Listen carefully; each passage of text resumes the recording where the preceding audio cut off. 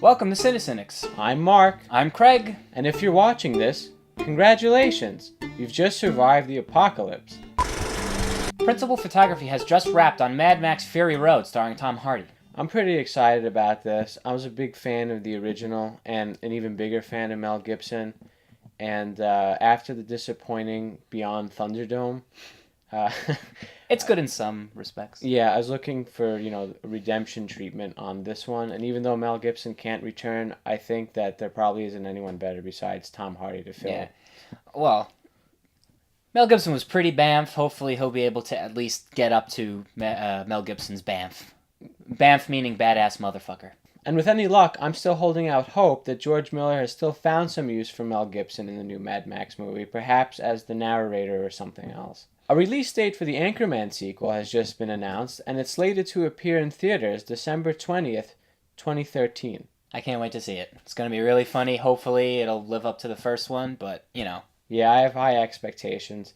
Anchorman is probably my favorite comedy, or close to my favorite comedy of all time. They've got back all the principal cast, and I can't wait to see what they've come up with. And it's been announced that a new Godzilla reboot is in the works, and it's slated to start filming in March of 2013. I'm cautiously optimistic about this.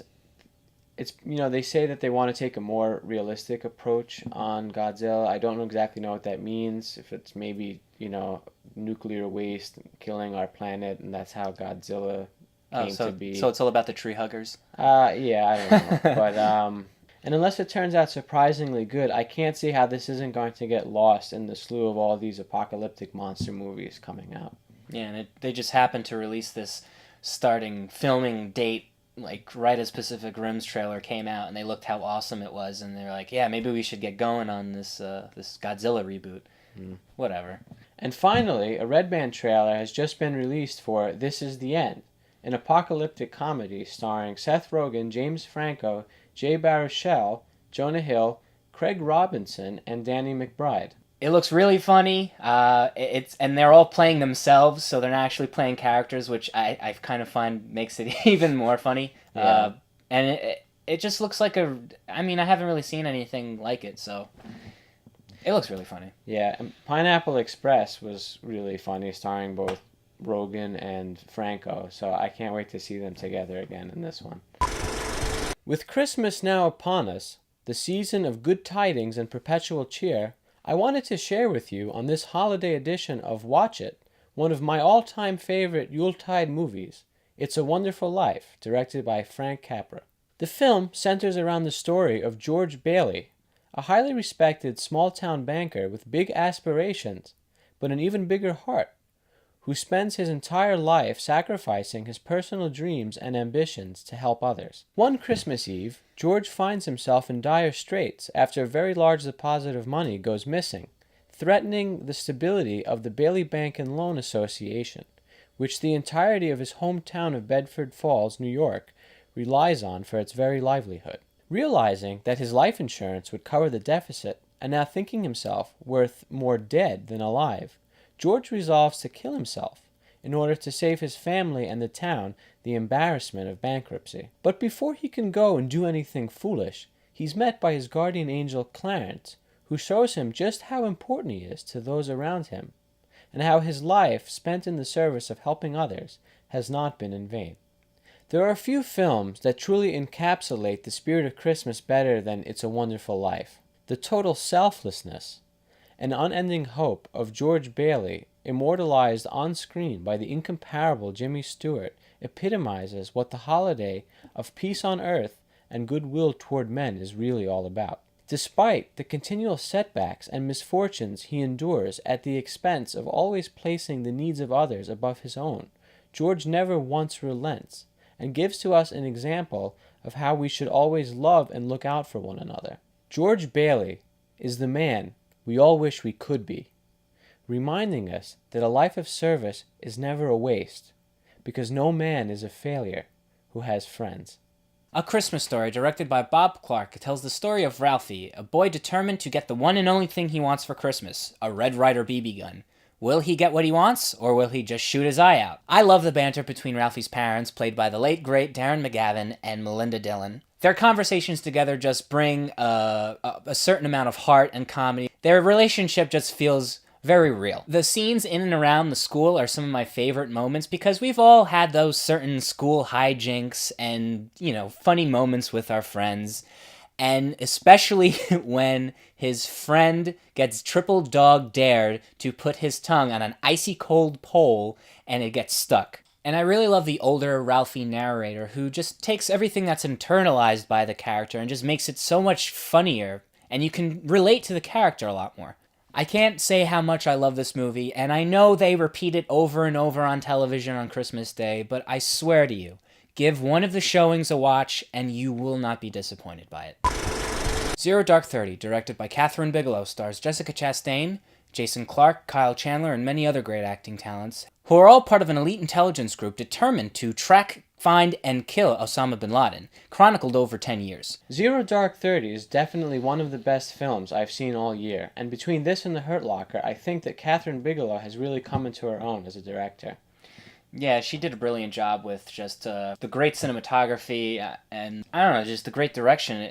She knew what type of movie she wanted to make, and it was probably one of the best executed movies I've seen all year. And especially with the pacing, because with each scene, it felt very tense, and you wanted to know more, you wanted to see how it unfolded, you were locked in the whole entire movie. Especially with this type of movie, because it was really an espionage thriller, and maybe the last 20 minutes was the actual the raid on Osama bin Laden. So, I mean, to keep my attention that far and then have the last 20 minutes be pretty much action, that's an astounding job. Yeah, I was pretty gripped the entire time. I mean, for a 2.5 hour movie and not knowing where it all went, really following along in this business about them hunting bin Laden, following every lead and clue and down every trail. It was really fascinating that this was 10 years of a person's life, a whole decade that they spent to finding one particular man, and you really got the sense of how this just wholly consumed them. Jessica Chastain did a brilliant job in the character of Maya, the CIA operative who did the bulk of the work following down every lead that led to the capture of bin Laden.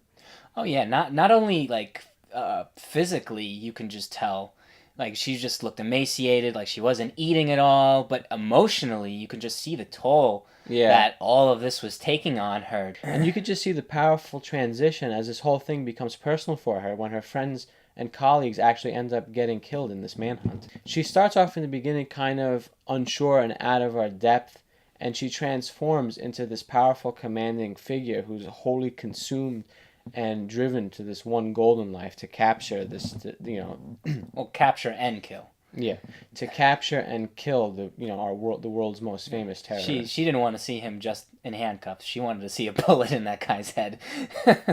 Yeah, I mean, they said that this mission was capture, but they were going to kill him all along. There was no way he was going to end up alive. And Jason Clarke is Maya's colleague that helped her with the interrogations and in the beginning of the movie, and then seemingly transitioned from being a field operative, then going into as a desk job analyst type position in Washington. Because he just couldn't take any more of the too many naked men, And just seeing his performance alone, he was on a TV series that was short-lived called The Chicago Code, and he was great in that. And he definitely is striking me as very much of a leading man, and he could definitely hold a movie by himself. He just has a sheer presence and emotionality, I guess, if that's even a word. But he did a great job, too. Kyle Chandler was also great in this movie, though he didn't have much screen time.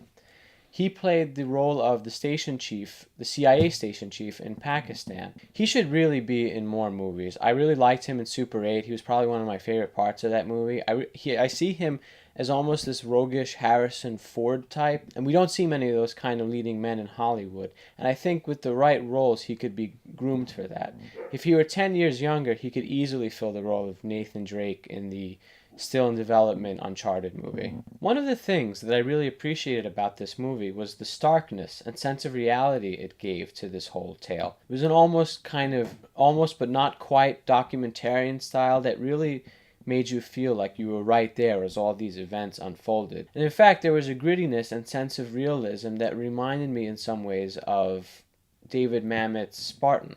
I'd have to agree with you there with the grittiness and the dark atmosphere, and there was just like this cloud over this movie. It's like, when is this going to happen? When are they? When's it going to end? When are we going to get this guy? When are we going to? Yeah, because you even when you're not participating in it, you were like, come on, let's get this guy. Yeah, and yeah, so drawn out as following down every lead, some leading to dead ends, and the sense of exhaustion that these people were feeling. And just we were talking about it earlier, as that the whole last sequence when they're invading Osama bin Laden's compound, it was in real time. Yeah, and it felt a lot longer than it probably should have. But it's still, this is how they operated. Like, and if you were to have a second viewing of it, I'm pretty sure it would go by in a blink of an eye. And another thing throughout this whole entire movie was the minimalistic use of music. You were more focused on the characters and the dialogue than you were in the atmosphere that was created by music, because the atmosphere in the dialogue and then the pieces and the scenes were pretty much the driving force in the whole entire movie. The minimalistic music was also something that reminded me of David Mamet's Spartan, in the way that it chose carefully to punctuate certain things while remaining absent in other scenes to let the full impact of it come through, especially in the torture scenes, because I don't really think music would have worked there. And speaking of which, it's kind of an unavoidable topic of conversation where this movie is concerned. The depiction of torture, that is. The debate still rages on the importance of the role it played in acquiring the information that led to bin Laden's capture. But what's certain is it did happen, and this movie doesn't sugarcoat it. It shows it for what it is, but neither does it apologize for it. It treats the audience like adults and allows them to come to their own conclusion. And I was perfectly satisfied with this perspective that she took. So with great cinematography, great directing, great acting, great use of music in certain parts, and just an overall sense of dark and gritty atmosphere, this movie is one of the best movies of 2012, and it definitely is an Oscar contender for Best Picture. If you like CineCynics, rate, comment, and subscribe. And a question for our viewers out there, what's your favorite Christmas movie? And stay tuned next week when we review Quentin Tarantino's Django Unchained. And from us here at CineCynics, have a Merry Christmas. Merry Christmas, guys.